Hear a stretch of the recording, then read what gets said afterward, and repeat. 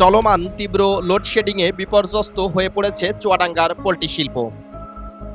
ঘন ঘন বিদ্যুৎ চলে যাওয়ায় ব্যাহত হচ্ছে মুরগির স্বাভাবিক বৃদ্ধি ও ডিম উৎপাদন।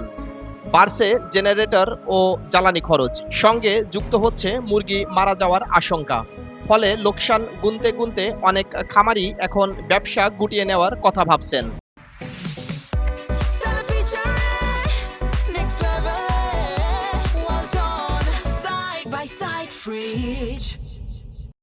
একদিকে তীব্র গরম, অন্যদিকে ঘন্টায় ঘন্টায় লোডশেডিং। চুয়াডাঙ্গার পোল্ট্রি খামারগুলোতে যেন নেমে এসেছে বিপর্যয়। বিদ্যুৎ না থাকায় শেডের ফ্যান ও ভেন্টিলেশন ব্যবস্থা বন্ধ হয়ে যাচ্ছে।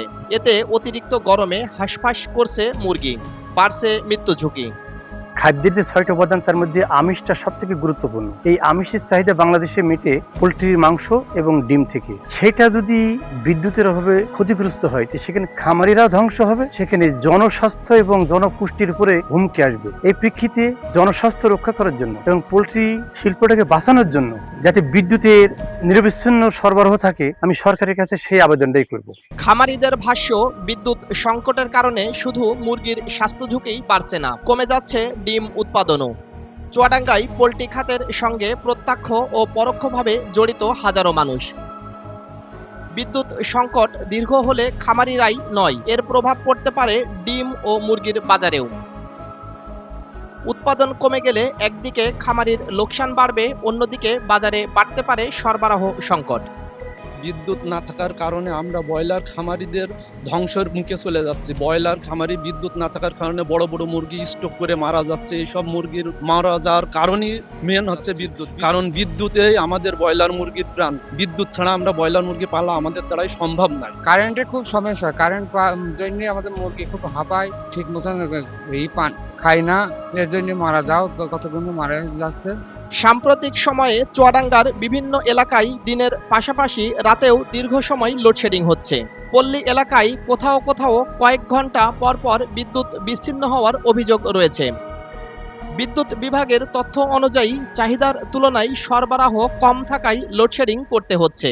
আমরা যারা ক্ষুদ্র খামারি আছি, এইভাবে যদি বিদ্যুৎ বিভ্রাট হয়ে থাকে, তাহলে আমরা খামারিরা অনেক ধ্বংস হয়ে যাব। গত চালানে যেহেতু আমার প্রায় ৩০০+ মুরগি মারা গিয়েছে। এইভাবে চলতে থাকলে আমরা খামার বন্ধ করে দেওয়া ছাড়া উপায় নেই। আমরা সরকারের কাছে আকুল আবেদন, যাতে আমরা বিদ্যুৎটা স্বাভাবিক পর্যায়ে আনার জন্য আকুল আবেদন জানাই সরকারের কাছে।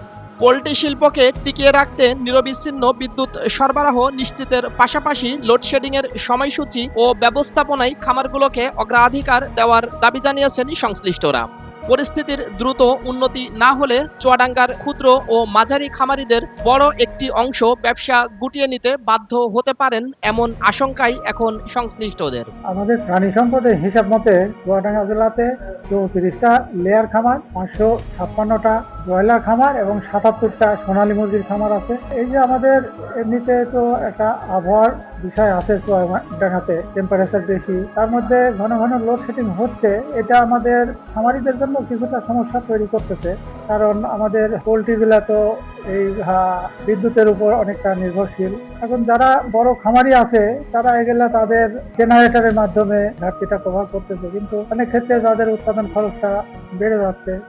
এতে আমাদের আলটিমেটলি ব্রয়লারের দাম, লেয়ার মুরগির দাম বা ডিমের দাম বেড়ে যাবে, সোনালী মুরগির দাম বেড়ে যাবে, এই জিনিসগুলো হবে আর কি। আর খামারে যদি উৎপাদন খরচ বেড়ে যায়, তখন দেখা যাবে যে খামারিরা নিরুৎসাহিত হবে, তারা পোল্ট্রি করতে, লেয়ার মুরগি করতে নিরুৎসাহিত হবে। এতে করে কিন্তু আমাদের পরবর্তীতে আমাদের মুরগির দাম বাড়তে পারে বা ডিমের দাম একটু বেড়ে যেতে পারে। খামারিদের দাবি, লোকসান থেকে বাঁচতে দ্রুত বিদ্যুৎ সরবরাহ স্বাভাবিক করতে হবে, নইলে কর্মসংস্থান সৃষ্টি ও আমিষের চাহিদা পূরণে গুরুত্বপূর্ণ ভূমিকা রাখা পোল্ট্রি শিল্পই পড়বে আরও বড় সংকটে। Naziat Hossain, face the people, Chuadanga. Freeze that time all done, freeze that time all done, freeze that time all